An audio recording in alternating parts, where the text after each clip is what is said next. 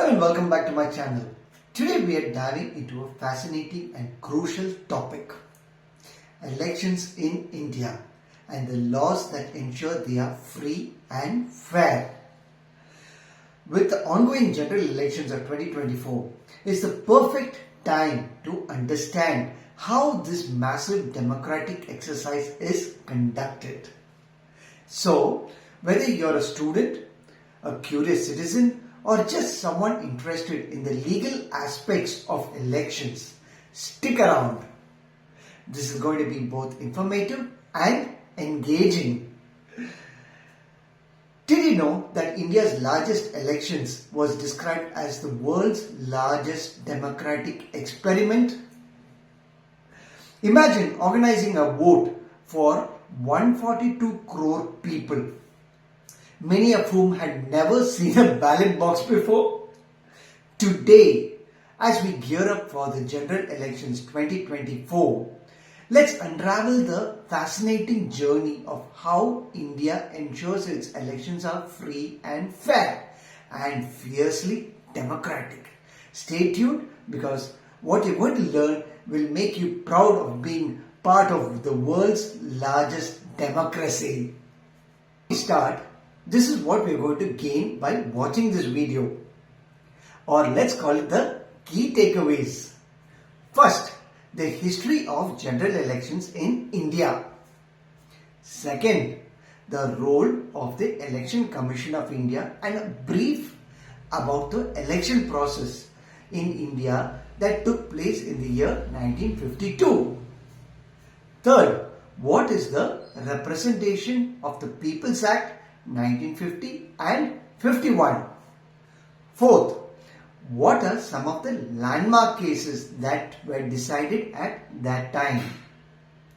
Fifth, when did the electronic voting machine come into existence? Sixth, what is the Model Code of Conduct? Finally, we conclude with the key points that you would have learned while watching this video. So by now, you might have got an idea about what is going to be discussed. Without further talk, we need to get into this video now.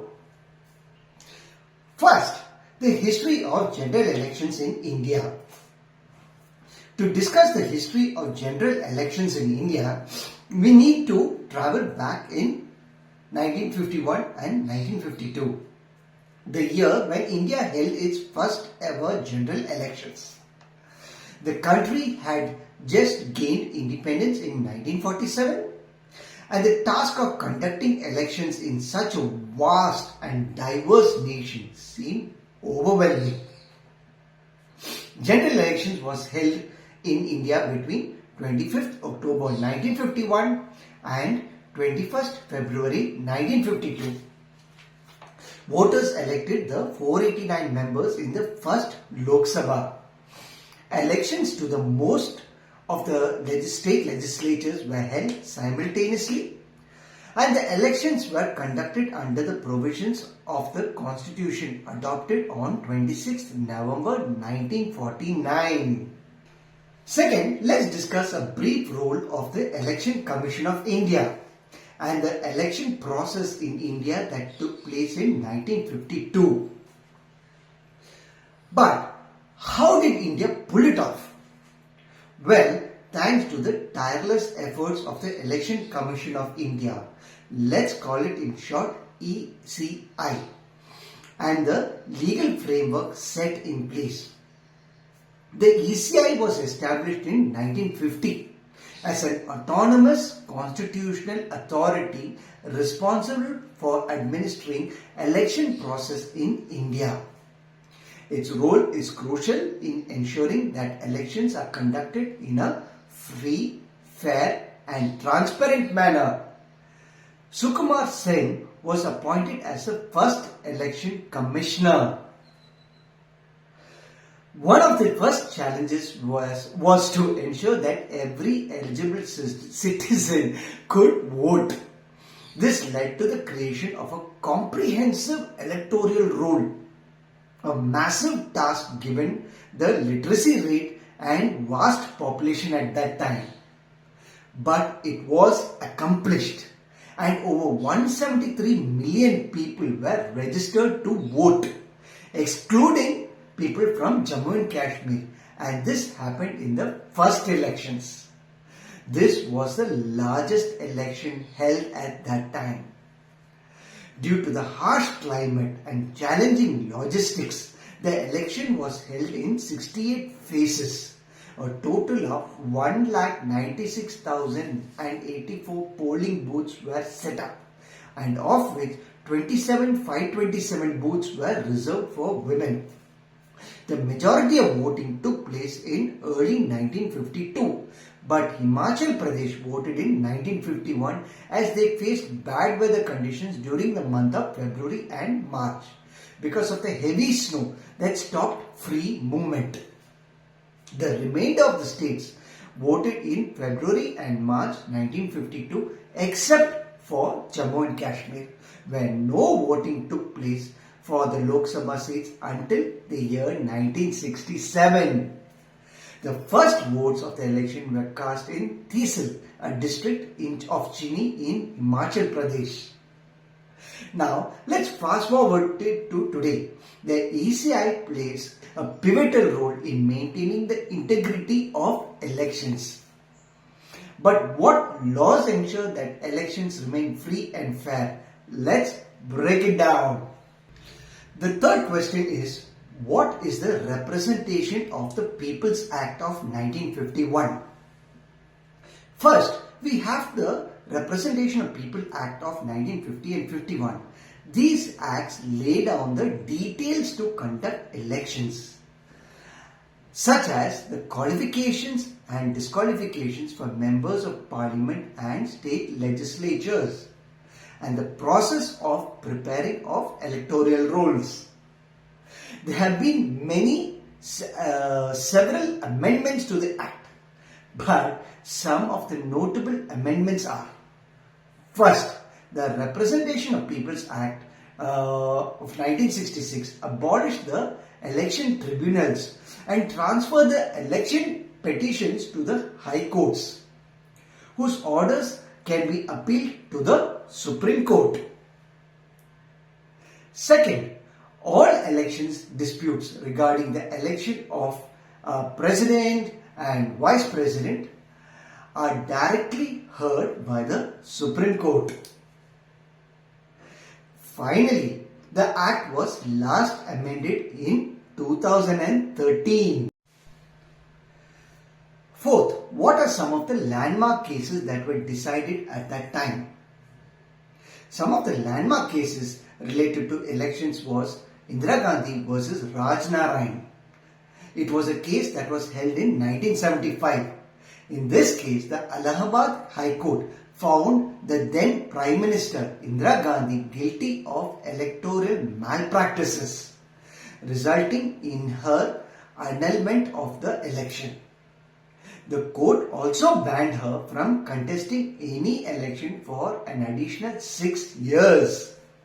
This resulted in the declaration of emergency, and amendments were made to the constitution to validate the election.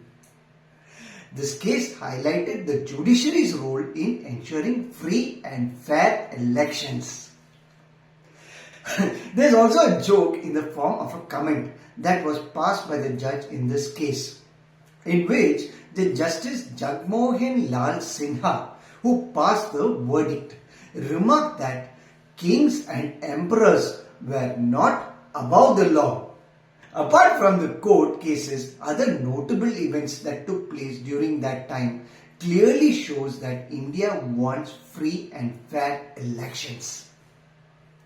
To quote a few examples, which would be: firstly, Miss Umlish Yadav is the first politician to be disqualified by the Election Commission of India for 3 years for suppressing her election expenses, which was incurred when she was elected as an MLA to the Bisoli constituency in 2007 during the Uttar Pradesh State Assembly elections. Secondly, as part of the disproportionate cases against Ms. Jayalalitha, she was the first Chief Minister to be disqualified from office in 2014. The examples that I have quoted show the power of the court and the ECI to ensure a fair election takes place in India every time. When did the electronic voting machine come into existence?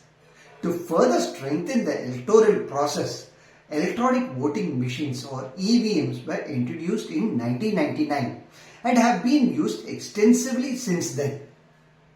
These machines are also designed to eliminate the possibility of invalid votes and ensure faster and more accurate counting.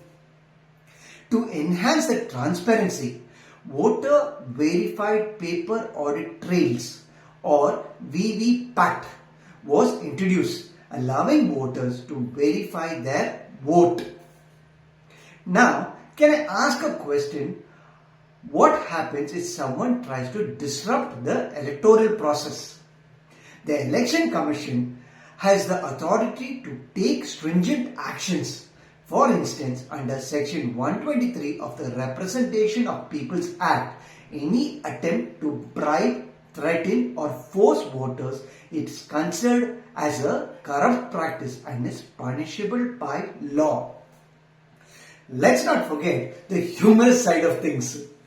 Once, in the case of S. Ranbir Singh Gill versus S. Gurucharan Singh Tora, in 1980, Justice V.R. Krishna Iyer joked that the elections in India are a festival of democracy but often becomes a carnival of corruption. His witty remark emphasizes the constant battle to keep elections clean. The sixth question is, what is the model code of conduct?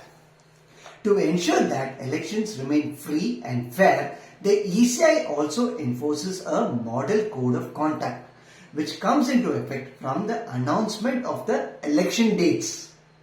This code ensures that ruling parties at the center and in states do not misuse their position to gain an unfair advantage. Also, let's not overlook the importance of the judiciary. The Supreme Court and the High Courts play a crucial role in resolving election disputes and upholding the sanctity of the electoral process. Their intervention has been vital in numerous cases to ensure justice is served. To sum up what we have learned now, the laws around elections in India, combined with the vigilant role of the Election Commission and the judiciary, create a robust framework that strives to ensure our elections are free and fair. So, as we witness the ongoing general elections of 2024, let's appreciate the efforts that go into making our democracy vibrant and participatory. Remember, your vote is your voice and it's protected by complex yet effective legal framework. Thanks for watching and don't forget to like, share and subscribe for more insightful videos. Until the next video, take care and bye-bye.